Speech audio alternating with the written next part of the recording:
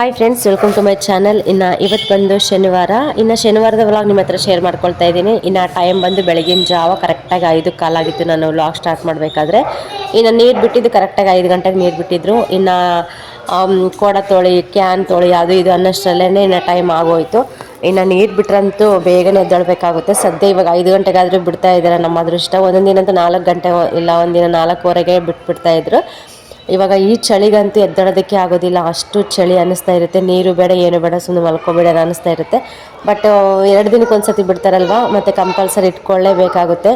ಕುಡಿಯೋ ನೀರು ಮತ್ತು ಬಳಸೋ ನೀರೆಲ್ಲ ಕೂಡ ಬೇಕಾಗಿರುತ್ತಲ್ಲ, ಅದಕ್ಕೆ ಎಲ್ಲರೂ ಕೂಡ ಕಂಪಲ್ಸರಿ ಬಿಡ್ತೀವಿ. ನಮ್ಮ ಇದರಲ್ಲಿ ನಮ್ಮ ಮಂಜಮ್ಮ ಕೂಡ ಅಷ್ಟೇ ಎದ್ಬಿಟ್ಟು ಪಾತ್ರೆ ಎಲ್ಲ ತೊಳಿತಾ ಇದ್ಲು ಅಷ್ಟೊತ್ತಿಗೆ. ಕೆಲ್ಸಕ್ಕೆ ಹೋಗ್ತಾಳಲ್ವ, ನೈಟ್ ತೊಳೆಯೋದಕ್ಕೆ ಆಗೋದಿಲ್ಲ, ಬೆಳಗ್ಗೆನೇ ತೊಳೆದಿರ್ತಾಳೆ.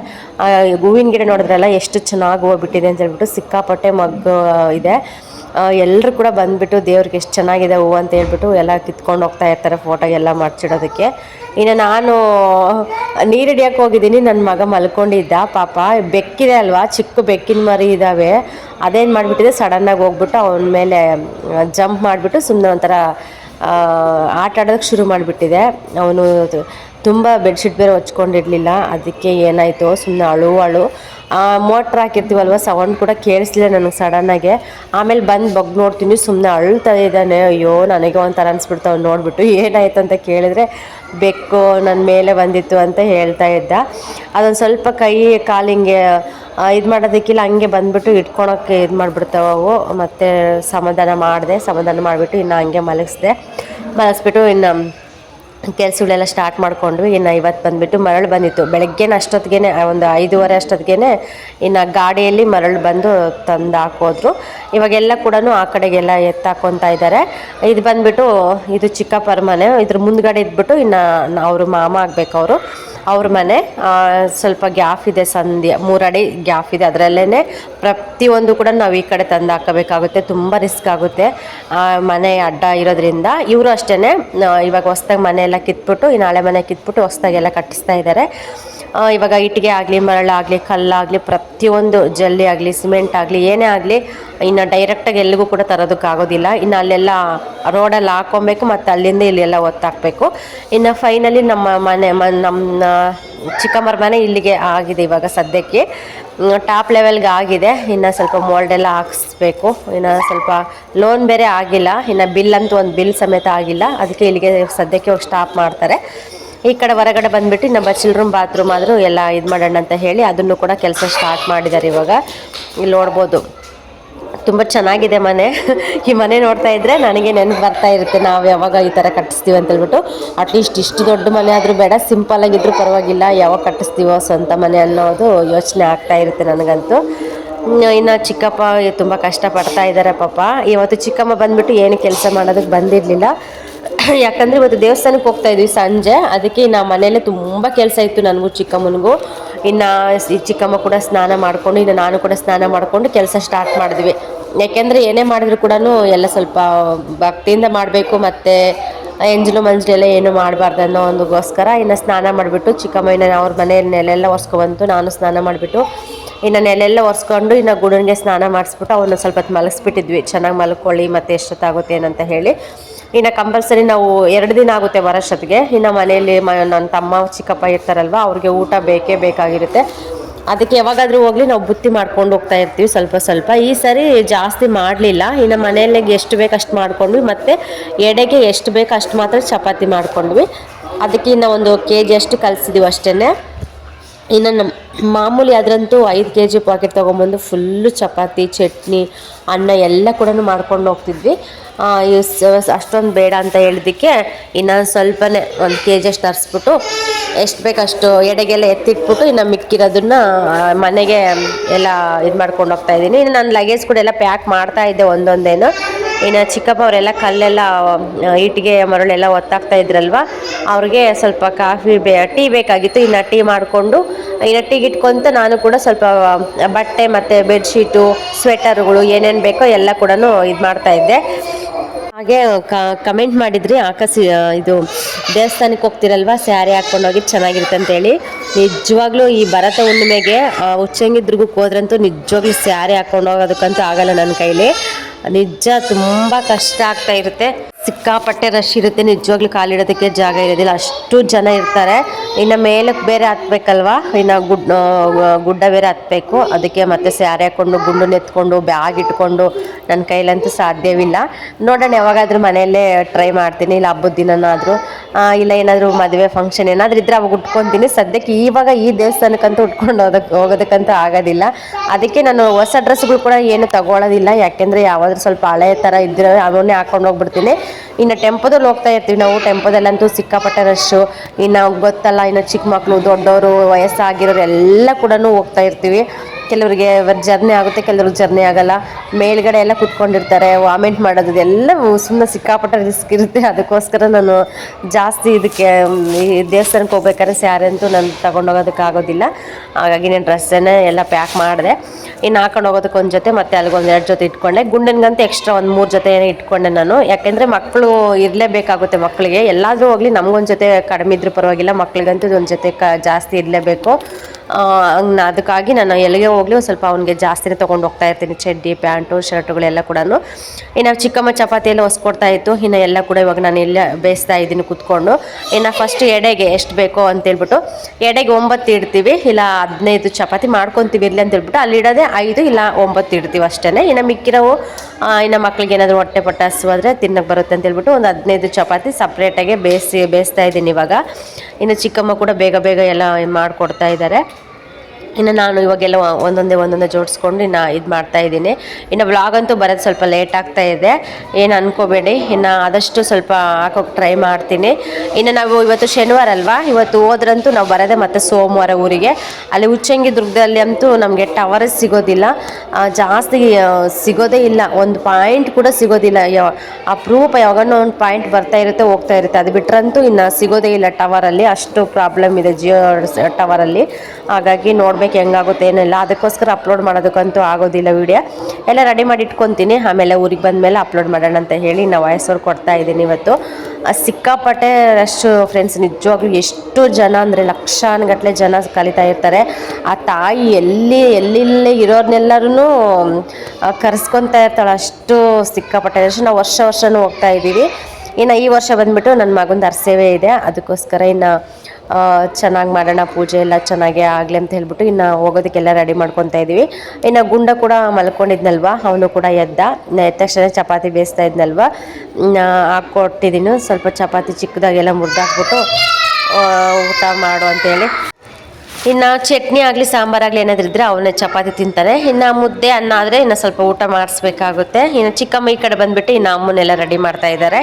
ಇನ್ನು ಪಡ್ಲಿಕ್ಕೆ ಎಲ್ಲ ತೊಳೆದ್ಬಿಟ್ಟು ನೀಟಾಗಿ ಇನ್ನು ಅಮ್ಮನವ್ರನ್ನೆಲ್ಲ ಸ್ವಲ್ಪ ನೀಟಾಗಿ ತೊಳೆದು ಇನ್ನು ಎಲ್ಲ ಇವಾಗ ರೆಡಿ ಮಾಡ್ತಾ ಇದ್ದಾರೆ. ಹೂವು ಎಲ್ಲ ಮುಡಿಸ್ಬಿಟ್ಟು ಒಂದು ಸ್ವಲ್ಪ ಮಡ್ಲಕ್ಕಿ ಎಲ್ಲ ಹಾಕಿ ಎಲ್ಲ ಫಸ್ಟ್ ಎಲ್ಲ ರೆಡಿ ಮಾಡಿಟ್ಬಿಟ್ರೆ ಇನ್ನು ಆಮೇಲೆ ನೀಟಾಗಿ ಪೂಜೆ ಎಲ್ಲ ಮಾಡಿಕೊಂಡು ಸಾಯಂಕಾಲ ತೊಗೊಂಡು ಹೋಗ್ಬೋದು ಅಂತ ಹೇಳಿ.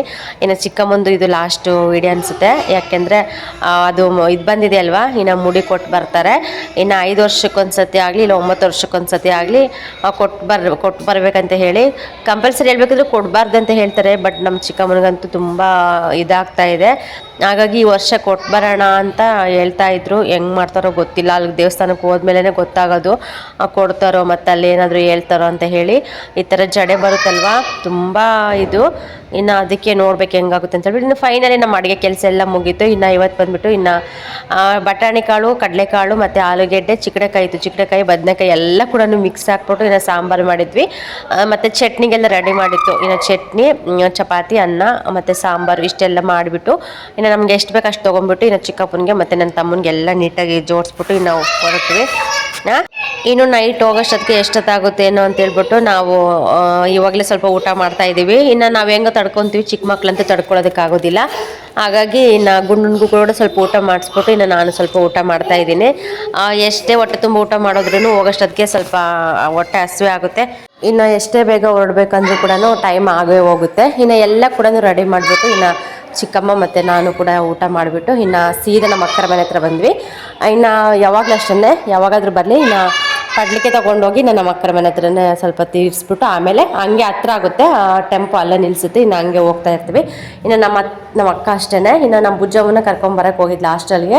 ಕರ್ಕೊಂಬರೋಷ್ಟೊತ್ತಿಗೆ ಲೇಟ್ ಆಗಿತ್ತು. ಇನ್ನು ಬಂದ್ಬಿಟ್ಟು ಬೇಗ ಇವಾಗ ಪೂಜೆ ಎಲ್ಲ ಮಾಡ್ತಾ ಇದ್ದಾಳೆ. ನಿಜವಾಗ್ಲೂ ಹೇಳ್ಬೇಕಂದ್ರೆ ನಮ್ಮ ಅಕ್ಕರ ಮನೆ ಸ್ವಲ್ಪ ಚಿಕ್ಕದಾಗೇ ಇದೆ. ಅಡುಗೆ ಮನೆ ಆಗಲಿ ಸ್ವಲ್ಪ ಹಾಲು ಸ್ವಲ್ಪ ಪರವಾಗಿಲ್ಲ ಮೀಡಿಯಮ್ ಆಗಿದೆ. ಅಡುಗೆ ಮನೆ ಅಂತ ತುಂಬ ಚಿಕ್ಕದು, ಆದರೂ ಕೂಡ ಸಿಕ್ಕಾಪಟ್ಟೆ ಸಾಮಾನು ತುಂಬಿಸ್ಬಿಟ್ಟಿದ್ದಾಳೆ ಫ್ರೆಂಡ್ಸ್. ನಿಜವಾಗ್ಲೂ ಎಷ್ಟು ಅಂದರೆ ಏನು ನೋಡಿದ್ರು ಕೂಡ ಅದನ್ನು ತಗೊಳ್ಳೋವರೆಗೂ ಅವ್ರಿಗೆ ಸಮಾಧಾನನೇ ಅನಿಸೋದಿಲ್ಲ, ಅಷ್ಟು ಸಾಮಾನು ತಗೊತಾ ಇರ್ತಾಳೆ. ಇನ್ನು ಮನೆ ತೊಳಿಬೇಕಂತ ಬಂದ್ರಂತೂ ನಿಜವಾಗ್ಲೂ ಒಂದು ಟೆಂಪೋ ಫುಲ್ಲು ಐಟಮ್ ಆಗುತ್ತೆ. ಅಷ್ಟು ಸಾಮಾನು ತೊಳೆದು ಫುಲ್ಲು ದೊಡ್ಡ ಅಂಗಳ ನಮ್ಮ ಅಕ್ಕರ ಮನೆ ಹತ್ರ ಫುಲ್ಲು ಇದು ತಾರ್ಪಲ್ ಹಾಕ್ಬಿಟ್ಟು ಎಲ್ಲ ಕೂಡ ತೊಳೆದು ಎಲ್ಲ ಕೂಡ ನೀಟಾಗೆಲ್ಲ ಜೋಡಿಸ್ಬಿಟ್ಟಿರ್ತಾರೆ. ಅಷ್ಟು ಐಟಮ್ ಇದೆ, ಚೆನ್ನಾಗಿ ಇಟ್ಕೊಂಡಿದ್ದಾರೆ ಎಲ್ಲ. ಸ್ವಲ್ಪ ವೀಡಿಯೋ ಫಾಸ್ಟ್ ಮಾಡಿದ್ದೀನಿ ನಾನು, ನಿಜವಾಗ್ಲೂ ಸ್ಲೋ ಆಗಿ ಮಾಡಿದ್ರಂತೂ ಎಷ್ಟು ಸಿಕ್ಕಾಪಟ್ಟೆ ಸಾಮಾನಿದೆ. ಒಂದ್ರೊಳಕ್ಕೊಂದು ಎಲ್ಲ ಕೂಡ ಹಾಕಿಟ್ಕೊಂಡಿದ್ದಾರೆ. ಮತ್ತು ಒಬ್ಬಳೆ ಮಗಳು, ಒಬ್ಬ ಮಗನಿಗೆ ಎಷ್ಟು ಐಟಮ್ ಮಾಡಿದ್ದಾಳೆ ನೋಡಿ. ನಿಜವಾಗ್ಲೂ ತಾಯಂದ್ರೆ ಅಷ್ಟೇ ಅಲ್ವಾ, ಎಷ್ಟು ಜನ ಮಕ್ಕಳಿರಲಿ ಮನೆ ತುಂಬ ಸಾಮಾನು ಇರಬೇಕು. ಬರೋ ಸೊಸೆಯಂದ್ರಿಗೆ ತುಂಬ ಅವ್ರಿಗೆ ಏನು ಬೇಕೋ ಅದೇ ಎಲ್ಲ ಕೂಡ ಅವರು ಕೇಳೋಕ್ಕಿಂತ ಮುಂಚೆನೇ ಎಲ್ಲ ಮಾಡಿಟ್ಬಿಡ್ಬೇಕು ಅನ್ನೋ ಒಂದು ಇದಕ್ಕೋಸ್ಕರ ಎಲ್ಲ ಕೂಡ ಪ್ರತಿಯೊಂದು ಕೂಡ ತೊಗೊಂಡಿದ್ದಾರೆ. ಇಂಥ ಸಾಮಾನಿಲ್ಲ ಮನೇಲಿ ಅನ್ನೋಂಗಿಲ್ಲ, ಅಷ್ಟು ಎಲ್ಲ ಇದು ಮಾಡಿದ್ದಾರೆ. ನೋಡ್ತಾ ಇರ್ಬೋದು. ಇನ್ನು ಚಿಕ್ಕದೊಂದು ಮೇಕೆ ಮರಿ ಇದೆ, ಮತ್ತು ಮೇಕೆ ಇದೆ. ಇದೆಲ್ಲ ಅಂಗಳ ಫುಲ್ಲು ಯಾವಾಗಲೂ ಅಷ್ಟೇ ನೀಟಾಗಿ ಇಟ್ಕೊತಾರೆ ನಮ್ಮ ಅಕ್ಕ, ತುಂಬ ಚೆನ್ನಾಗಿ. ಇನ್ನು ಅಂಗಳಕ್ಕೆಲ್ಲ ಸಗಣಿ ಬಳ್ದು, ಮತ್ತು ಒಲೆಯಲ್ಲಿ ಕೂಡ ಗ್ಯಾಸ್ ಖಾಲಿ ಆದರೆ ಒಲೆಯಲ್ಲಿ ಅಡುಗೆ ಮಾಡ್ತಾ ಇರ್ತಾರೆ, ನೀರು ಕಾಯಿಸ್ತಾ ಇರ್ತಾರೆ. ತುಂಬ ಚೆನ್ನಾಗಿ ಇಟ್ಕೊಂಡಿದ್ದಾರೆ, ಖುಷಿ ಆಗುತ್ತೆ ಅಲ್ಲಿಗೋದ್ರೆ. ನಾನು ಹೋಗೋದೇ ಅಪರೂಪ ಫ್ರೆಂಡ್ಸ್. ನಾನು ಅದೇ ಊರಲ್ಲಿದ್ದರೂ ಕೂಡ ನಾನು ಜಾಸ್ತಿ ಹೋಗೋದಿಲ್ಲ. ಈ ಥರ ಯಾವಾಗಾದರೂ ಹೋಗ್ತಾ ಇರ್ತೀನಿ, ಅವಾಗವಾಗ ಏನು ಕಳಿಸ್ತಿರುತ್ತೆ. ಇನ್ನು ನಮ್ಮ ರೋಜಾ, ನಮ್ಮ ಸಹನ, ನಮ್ಮ ಪಾಲ ಎಲ್ಲರೂ ಕೂಡ ಬಂದಿದ್ದರು. ಇನ್ನು ಅವರು ಕೂಡ ಬಂದುಬಿಟ್ಟು ಇನ್ನು ಎಲ್ಲ ಅಲ್ಲೇ ರೆಡಿಯಾಗಿ ಬಟ್ಟೆ ಎಲ್ಲ ಪ್ಯಾಕ್ ಮಾಡ್ಕೊಂಡು ಇನ್ನು ಅವರು ಕೂಡ ಬಂದಿದ್ದರು. ಇನ್ನು ಸೀದಾ ಬಂದ್ವಿ. ಇನ್ನು ಬರೋಷ್ಟೊತ್ತಿಗೆ ಕರೆಕ್ಟಾಗಿ 12 ಗಂಟೆ ಆಗಿತ್ತು ನಾವು ಇದಕ್ಕೆ ಬರುವಾಗ. ಇನ್ನು 12 ಗಂಟೆ ಆದಮೇಲೆ ಇನ್ನು ಡೈರೆಕ್ಟಾಗಿ ಇಲ್ಲಿಗೆ ಬಂದ್ವಿ, ಆಲಂತೋಪಿಗೆ ಬಂದ್ವಿ. ಅಲ್ಲಿ ಉಚ್ಚಂಗಿ ಎಲ್ಲಮ್ಮನ ದೇವಸ್ಥಾನದ ಹತ್ರ ಅಂತೂ ಬಿಡಿಸ್ಕೊಂಡೇ ಇಲ್ಲ, ಪೊಲೀಸರೆಲ್ಲ ಅಡ್ಡ ಕಟ್ಬಿಟ್ಟು ಇನ್ನು ವಾಪಸ್ ಕಳಿಸ್ತಾಯಿದ್ರು. ಅಷ್ಟು ರಶ್ ಆಗಿಬಿಟ್ಟಿತ್ತಾಗಲೇ, ಇನ್ನು ಬೇರೆ ಆಪ್ಷನ್ ಇರಲಿಲ್ಲ. ಇನ್ನು ಇಲ್ಲಿಗೆ ಬಂದ್ವಿ ಬೆಳಿಗ್ಗೆ ಅಷ್ಟೊತ್ತಿಗೆ ಹೋಗ್ಬಿಟ್ಟು ಆಮೇಲೆ ಅಲ್ಲಿ ಗಂಗಮ್ಮ ಎಲ್ಲ ಮಾಡಿಕೊಂಡು ಬರೋಣ ಅಂತ ಹೇಳಿ ಇನ್ನು ರೂಮ್ ಮಾಡಿದ್ರು ಅನಿತಕ್ಕ. ಇನ್ನು ಇಲ್ಲೇ ಎಲ್ಲ ವ್ಯವಸ್ಥೆ ಮಾಡಿದ್ರಲ್ವ, ಇವಾಗ ಡೈರೆಕ್ಟಾಗಿ ಇಲ್ಲಿಗೆ ಬಂದ್ವಿ. ಕರೆಕ್ಟಾಗಿ ಟೈಮು 12 ಗಂಟೆ ಆಗಿತ್ತು ನಾವು ಬರೋಷ್ಟೊತ್ತಿಗೆ. ಇನ್ನು ಬಂದ ತಕ್ಷಣ ಇನ್ನು ರೂಮ್ ಒಳಗೆ ಲಗೇಜು ಮತ್ತು ಪಾತ್ರೆ ಸಾಮಾನು, ಗ್ಯಾಸ್ ಸಿಲಿಂಡ್ರು, ಅವೆಲ್ಲ ಸ್ಟವ್ಗಳು ಅವೆಲ್ಲ ತೊಗೊಂಬಂದಿದ್ವಲ್ಲ ಅವೆಲ್ಲ ಕೂಡ ಇಳಿಸ್ಕೊಂಬಿಟ್ಟು ಇನ್ನು ಜಾಸ್ತಿ ಜನ ಬಂದಿದ್ವಿ. 3 ಟೆಂಪೋ ಬಂದಿತ್ತು ನಮ್ಮ ಊರಿಂದ ಒಂದೇ ಹತ್ರನೇ.